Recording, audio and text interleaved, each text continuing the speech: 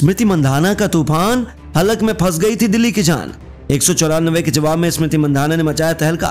शेफाली और दिल्ली पर भारी पड़ी अकेली स्मृति मंधाना। आखिर ऐसा क्या हुआ दिल्ली और बेंगलुरु के बीच हुए जबरदस्त घमासान में, जिसके आखिरी गेंद तक कह पाना नामुमकिन था कि कौन मारेगा बाजी। आखिर स्मृति मंधाना की खौफनाक बल्लेबाजी के बाद कैसे दिल्ली ने की मुकाबले में वापसी, कौन से खिलाड़ी दिला पाए अपनी टीम को जबरदस्त जीत, किसने बनाए कितने रन और स्मृति ने खेली कितने रनों की भयंकर पारी, कौन बना मैन ऑफ द मैच, और इस रोमांचक मुकाबले की पूरी हाईलाइट का वीडियो हम आपको दिखाएंगे। लेकिन उससे पहले आपको क्या लगता है स्मृति, शेफाली और जेमिमा में कौन सबसे बेहतरीन भारतीय महिला खिलाड़ी है? नीचे कमेंट करके जरूर बताइए। दोस्तों, 2 मैचों में 2 जबरदस्त जीत हासिल करने वाली बेंगलुरु की क्रिकेट टीम दिल्ली के खिलाफ जीत की हैट्रिक हासिल करने के इरादे से मैदान में उतरी थी। पूरा बेंगलुरु का मैदान स्मृति मंधाना और अपनी टीम का जबरदस्त परफॉर्मेंस देखने के लिए बेकरार नजर आ रहा था। इस मुकाबले में सिक्का भी बेंगलुरु के कप्तान स्मृति मंधाना ने जीता और उन्होंने टॉस जीतकर दिल्ली को पहले बल्लेबाजी करने का न्योता दिया। दोस्तों, दिल्ली के लिए अपनी टीम को जबरदस्त शुरुआत दिलाने के लिए कप्तान मैग लैनिंग के साथ शेफाली वर्मा की जोड़ी मैदान में आई थी। पहली गेंद पर गेंदबाजी कर रही रेणुका सिंह ने लगभग लैनिंग को चलता कर दिया। गेंद उनके पैड पर लगी। बेंगलुरु ने जोरदार अपील की, हालांकि अंपायर ने बेंगलुरु का साथ नहीं दिया। फिर कप्तान स्मृति मंधाना ने रिव्यू भी लिया, लेकिन उनका भी कोई फायदा नहीं हुआ और बेंगलुरु का एक रिव्यू बर्बाद हो गया। लैनिंग को पहली गेंद पर जीवन दान मिला और इसका बखूबी फायदा उठाते हुए दोनों बल्लेबाजों ने मैदान में तेजी से आक्रमण करना शुरू कर दिया। ओवर की 5वीं गेंद पर शेफाली वर्मा ने बेहतरीन चौके से अपना खाता खोला। फिर अपना बेहतरीन कैच छूटने के बाद जैसे ही उन्हें जीवन दान मिला, बेंगलुरु के जले पर नमक छिड़कते हुए शेफाली ने डिवाइन को आड़े हाथों लेते हुए एक जबरदस्त छक्का लगाया। उन दोनों ने अपनी जीत को जबरदस्त शुरुआत दिलाई। 4 ओवर में दिल्ली ने 22 रन बना लिए और 5वें ओवर की शुरुआती लैनिंग ने एक बेहतरीन चौकेस कर दी। लैनिंग गेंदबाजी कर रही डिवाइन से 5वीं गेंद पर ईंट के जवाब पत्थर से देते हुए लैनिंग को अपने जाल में फंसा लिया और लैनिंग 17 गेंद पर 2 चौकों की बदौलत 11 रन बनाकर पवेलियन की शोभा बढ़ाने लौट गए। इसी के साथ बेंगलुरु को पहली सफलता भी हासिल हुई। लेकिन दूसरी तरफ शेफाली शानदार फॉर्म में थी। पावर प्ले की आखिरी गेंद पर उन्होंने एक जबरदस्त छक्का लगाया और 6 ओवर में अपनी टीम को 45 रनों तक पहुंचा दिया। दूसरी तरफ एलिस कैपरी भी फॉर्म 7 में मैदान में उतरे थे। आते ही उन्होंने बेहतरीन चौका लगाकर अपनी टीम को 50 रनों के पार पहुंचा दिया। लेकिन ये तो केवल तूफान के पहले की शांति थी। उसके बाद ऐसा तबाही का मंजर आया कि बेंगलुरु की क्रिकेट टीम ताश के पत्तों की तरह उड़ गई।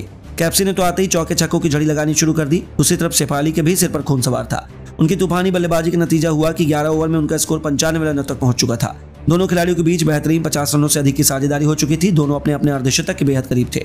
12वें ओवर में श्रीलंका को आड़े हाथों लेते हुए उनकी लगातार 2 गेंद पर शेफाली ने 2 तूफानी छक्के लगाए और केवल 30 गेंद पर अपना अर्धशतक ठोक दिया। हालांकि अगली ही गेंद पर शेफाली गलती कर बैठी और कैच आउट होकर उन्हें पवेलियन लौटना पड़ा। शेफाली ने 31 गेंद पर 3 चौके 4 छक्कों के बदौलत 50 रन बनाए और 110 रनों के स्कोर पर दिल्ली को दूसरा झटका लगा। यहां से तो मानो मैच ही पलट गया। अगले ही ओवर में जेमिमा भी बिना खाता खोले पवेलियन लौट गई। उनके आउट होने के बाद मैदान पर मैरीजॉन कैम्प बल्लेबाजी करने आई। उन्होंने भी मिड विकेट के ऊपर से छक्का जड़कर अपनी शुरुआत की। लेकिन दूसरी तरफ एलिस कैप्सी केवल 46 रन बनाकर अपना विकेट गंवा बैठी और इस दरमियान उन्होंने 32 गेंद में 4 चौके 2 छक्कों के बदले और इसके रूप में दिल्ली को चौथा झटका लगा। मैदान पर मैरीजॉन कैप के साथ जोनासन उतर चुकी थी। कैप में 17 में ओवर की आखिरी गेंद पर छक्का लगाकर दिल्ली को 150 रनों के पार पहुंचाया। लेकिन 16 गेंद पर 2 चौकों 3 छक्कों के बदौलत 32 रन बनाकर वह अभी सौफी डिवाइन का शिकार हो गई। हालांकि एक अच्छी खबर यह थी कि जोनासन अपने बल्ले से आग उगल रही थी। अरुंधति ने भी आते ही बेहतरीन चौके से अपना खाता खोला और आखिरी ओवर में उन्होंने श्रेया पाटिल की हालत बिगाड़ दी। 2 बेहतरीन चौके 1 तूफानी छक्के की बदौलत आखिरी ओवर में दोनों ने मिलकर 16 रन बटोरे और 20 ओवर में अपनी टीम को 194 रनों के पहाड़ जैसे स्कोर तक पहुंचा दिया। जहां नाबाद रहते हुए जेस जोनासन ने 16 गेंद पर 4 चौके 2 छक्कों के बदौलत 36 रन बनाए। अरुंधति ने भी 4 गेंद में 10 रनों का योगदान दिया और बेंगलुरु के सामने जीत की हैट्रिक लगाने पर स्कार्टो का सफर हो चुका था। अपनी टीम के लिए इस माउंट एवरेस्ट को चढ़ने कप्तान स्मृति मंधाना के साथ सोफी डिवाइन की जोड़ी कदम रख चुकी थी। स्मृति ने बेहतरीन चौके से अपना खाता खोलकर अपने तेवर दिखाने शुरू कर दिए। दूसरे ही ओवर में उन्होंने मिड विकेट के ऊपर से लगातार 2 गेंद पर पहले एक जबरदस्त छक्का फिर एक बेहतरीन चौका लगाकर दिल्ली की अभी से हालत खराब करनी शुरू कर दी। उनकी धाकड़ बल्लेबाजी का अंदाजा आप इस बात से लगा सकते हैं कि केवल 16 गेंद पर 28 रन बना चुकी बेंगलुरु का स्कोर 3 ओवर में 28 रन हो चुका था।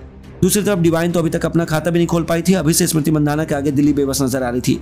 5वें ओवर में भी उन्होंने उसी अंदाज में एक जबरदस्त छक्का लगाया और दूसरी तरफ डिवाइन ने 6वें ओवर में विकेट के पीछे एक बेहतरीन चौका लगाकर अपनी टीम को अर्धशतक के आंकड़े के पार पहुंचाया। 6 ओवर के पावर प्ले का बखूबी फायदा उठाते हुए बेंगलुरु ने 52 रन बना लिए और स्मृति अपने अर्धशतक के बेहद करीब थी। देखते ही देखते उन्होंने 31 गेंद पर अपना तूफानी अर्धशतक भी ठोक दिया।